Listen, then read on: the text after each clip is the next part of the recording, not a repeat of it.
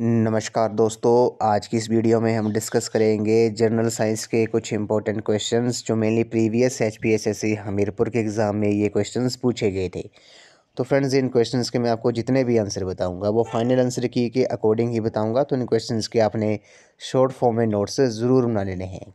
तो फ्रेंड्स, ये जितने भी क्वेश्चन आज हम डिस्कस कर रहे हैं ये आपको आगामी HPSSC, JBT commission, SI conductor, JOIT post code 965 और वेरियस एग्ज़ाम जो हमीरपुर बोर्ड द्वारा कंडक्ट किए जा रहे हैं और आगे भी किए जाएंगे, उन सभी एग्ज़ाम में ये क्वेश्चंस आपको काफ़ी हेल्पफुल साबित होंगे। तो फ्रेंड्स, वीडियो को शुरू करने से पहले अगर आप चैनल पे पहली बार विजिट कर रहे हो तो चैनल को सब्सक्राइब कर दें। तो फ्रेंड्स, अगर आपको वीडियो अच्छी लगे तो वीडियो को लाइक, शेयर एंड कमेंट जरूर करें। तो फ्रेंड्स, वीडियो को शुरू करते हैं। पहला प्रश्न है कि the universal law of gravitation is attributed to. तो गुरुत्वाकर्षण का जो सार्वभौमिक नियम जो था वो किसने प्रतिपादित किया था? काफ़ी इंपॉर्टेंट क्वेश्चन है। क्वेश्चन नंबर 117 का जो करेक्ट आंसर है वो आपका ऑप्शन नंबर सी है, न्यूटन जो है इस क्वेश्चन का करेक्ट आंसर है। गुरुत्वाकर्षण का जो सार्वभौमिक नियम था वो प्रतिपादित किसने किया था? वो न्यूटन ने किया था। तो ऑप्शन नंबर सी जो है इस क्वेश्चन का राइट आंसर है। The universal law of gravitation is attributed to Newton. तो ऑप्शन नंबर सी जो है इस क्वेश्चन का राइट आंसर है। अगले प्रश्न में चलते हैं। इसमें बोला गया कि the energy possessed bye a body by virtue of its motion is. तो किसी निकाय द्वारा उसके गति के कोण द्वारा धारित ऊर्जा है। काफ़ी इंपॉर्टेंट क्वेश्चन है। क्वेश्चन नंबर 118 का जो राइट आंसर है वो आपका ऑप्शन नंबर बी है, काइनेटिक एनर्जी जो है इस क्वेश्चन का राइट आंसर है। किसी निकाय द्वारा उसके गति के गुण द्वारा धारित ऊर्जा कौन सी होती है? वो गतिज ऊर्जा होती है, काइनेटिक एनर्जी होती है। तो ऑप्शन नंबर बी जो है इस क्वेश्चन का राइट आंसर है। तो फ्रेंड्स, इन क्वेश्चंस के आपने शॉर्ट फॉर्म में नोट्स जरूर बना लेने हैं क्योंकि ये रिवीजन के टाइम आपको काफ़ी हेल्पफुल साबित होंगे और मैं आपको फाइनल आंसर की के अकॉर्डिंग ही आपको इन क्वेश्चंस के आंसर बता रहा हूँ। अगले प्रश्न पे चलते हैं। The transfer of heat of by the physical movement of matter is called. तो पदार्थ की भौतिक गति के द्वारा ऊष्मा का स्थानांतरण कहलाता है। The transfer of heat by the transfer the transfer of heat by the physical movement of matter is called, उसे क्या कहते हैं? काफ़ी इंपॉर्टेंट क्वेश्चन है। क्वेश्चन नंबर 119 का जो राइट आंसर है वो आपका ऑप्शन नंबर बी है, उसे कन्वेक्शन कहते हैं। The transfer of heat by the physical movement of matter is called convection. तो ऑप्शन नंबर बी जो है इस क्वेश्चन का राइट आंसर है। अगला प्रश्न है the audible range of human ear is. तो मानव कर्ण की जो श्रवण परास है वो कितनी है? रेंज कितनी है ह्यूमन ईयर की? ऑडियोबल रेंज कितनी है? ये भी क्वेश्चन काफ़ी बार रिपीट हुआ है। तो ऑप्शन नंबर सी जो है इस क्वेश्चन का राइट आंसर है। 20 हर्ट्ज से लेकर 20,000 हर्ट्ज तक मनुष्य की जो ऑडियोबल रेंज है, सुनने की जो क्षमता है वो कितनी है? 20 हर्ट्ज से लेकर 20,000 हर्ट्ज तक है। तो ऑप्शन नंबर सी जो है इस क्वेश्चन का राइट आंसर है। अगले प्रश्न पे चलते हैं। इसमें बोला गया कि bats can fly in the dark because. तो चमगादड़ अंधेरे में उड़ सकता है। क्यों उड़ सकता है? काफ़ी इंपॉर्टेंट क्वेश्चन है। आपने देखी होगी चमगादड़ वो अंधेरे में कैसे उड़ते हैं? तो क्वेश्चन नंबर 121 का जो राइट आंसर है वो आपका ऑप्शन नंबर सी है, अल्ट्रासोनिक के कारण। किसके कारण? अल्ट्रासोनिक के कारण जो चमगादड़ होती है वो रात के अंधेरे में उड़ती है। तो ऑप्शन नंबर सी जो है इस क्वेश्चन का राइट आंसर है, bats can fly in the dark because of ultrasonics. तो ऑप्शन नंबर सी इस क्वेश्चन का राइट आंसर है। नेक्स्ट क्वेश्चन में चलते हैं। इसमें बोला गया कि which mirror is used as a shaving mirror. तो दाढ़ी बनाने के लिए किस दर्पण का उपयोग होता है? ये क्वेश्चन भी मैक्सिमम एग्जाम में रिपीट होता रहता है, हर बार पूछा जाता है कि जो शेविंग मिरर होता है वो कौन सा मिरर होता है? दाढ़ी बनाने के लिए जो दर्पण का उपयोग होता है वो कौन सा होता है? क्वेश्चन नंबर 122 का जो राइट आंसर है वो आपका ऑप्शन नंबर ए है। ऑप्शन नंबर ए जो है इस क्वेश्चन का राइट आंसर है। वो कनकेव मिरर होता है, अवतल दर्पण होता है जो दाढ़ी बनाने के लिए जिस शीशे का यूज़ करते हैं वो कौन सा होता है? वो कनकेव मिरर होता है, अवतल दर्पण होता है। तो ऑप्शन नंबर ए जो है इस क्वेश्चन का राइट आंसर है। अगले प्रश्न पे चलते हैं। क्वेश्चन नंबर 123 में बोला गया कि in an electric bulb the filament is made up of. तो विद्युत बल्ब में जो फिलामेंट होता है वो किसका बना होता है? काफ़ी इंपॉर्टेंट क्वेश्चन है। क्वेश्चन नंबर 123 का जो राइट आंसर है वो आपका ऑप्शन नंबर डी है, वो टंगस्टन का बना होता है। तो ऑप्शन डी इस क्वेश्चन का राइट आंसर है। जो इलेक्ट्रिक बल्ब का जो फिलामेंट होता है वो टंगस्टन से बना होता है। नेक्स्ट क्वेश्चन पे चलते हैं। Hydrogen bomb is based on. तो हाइड्रोजन बम जो होता है वो आधारित होता है किसके ऊपर वेस्ट होता है? क्वेश्चन नंबर 124 का जो राइट आंसर है वो आपका ऑप्शन नंबर बी है, न्यूक्लियर फ्यूजन जो है नाभिकीय संलयन पर वो आधारित होता है। तो ऑप्शन नंबर बी जो है इस क्वेश्चन का राइट आंसर है, hydrogen bomb is based on nuclear fusion.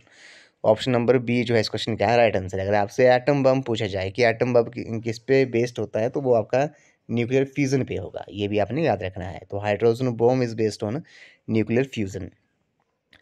Question number 125 पे चलते हैं। इसमें बोला गया कि which acid is used in the lead storage batteries. तो शीर्षा संचायक सेल में कौन सा एसिड प्रयुक्त होता है? तो क्वेश्चन नंबर 125 का जो राइट आंसर है वो आपका ऑप्शन नंबर डी है, सल्फ्यूरिक एसिड जो है इस क्वेश्चन का राइट आंसर है।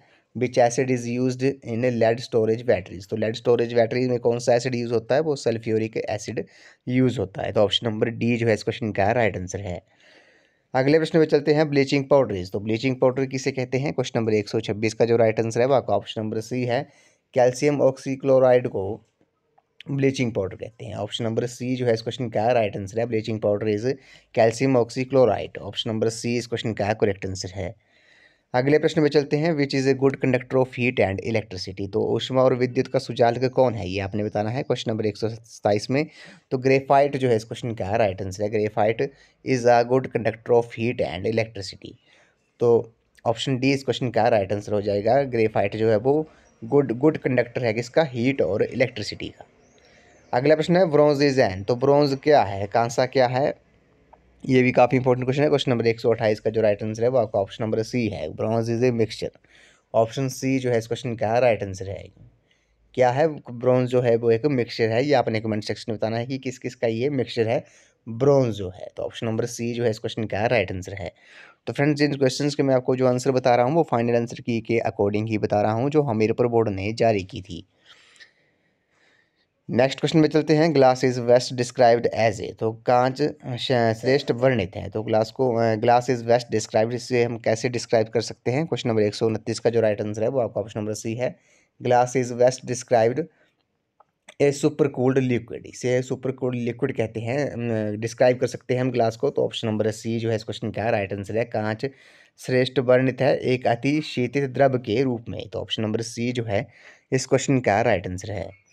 अगला प्रश्न है, which is a synthetic polymer. तो इनमें से कौन सा संश्लेषित बहुलक है? तो सिंथेटिक पॉलीमर कौन है? क्वेश्चन नंबर 130 का जो राइट आंसर है वो आपका ऑप्शन नंबर ए है, नाइलॉन जो है इस क्वेश्चन का राइट आंसर है, nylon is a synthetic polymer. Option A इस क्वेश्चन का करेक्ट आंसर है। अगला प्रश्न है, which is not a true snake. तो इनमें से कौन सा एक वास्तविक सर्प नहीं है? तो कौन सा ट्रू स्नेक नहीं है, वास्तविक सर्प नहीं है? क्वेश्चन नंबर 131 का जो राइट आंसर है वो आपका ऑप्शन नंबर डी है, ग्लास स्नेक जो है कांच गोदिका जो है वो आपका एक वास्तविक सर्प नहीं है। तो ऑप्शन नंबर डी जो है इस क्वेश्चन का करेक्ट आंसर है।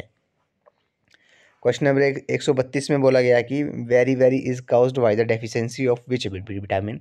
तो वेरी वेरी जो रोग है वो किस विटामिन की कमी से होता है? ये भी काफ़ी इंपॉर्टेंट क्वेश्चन है।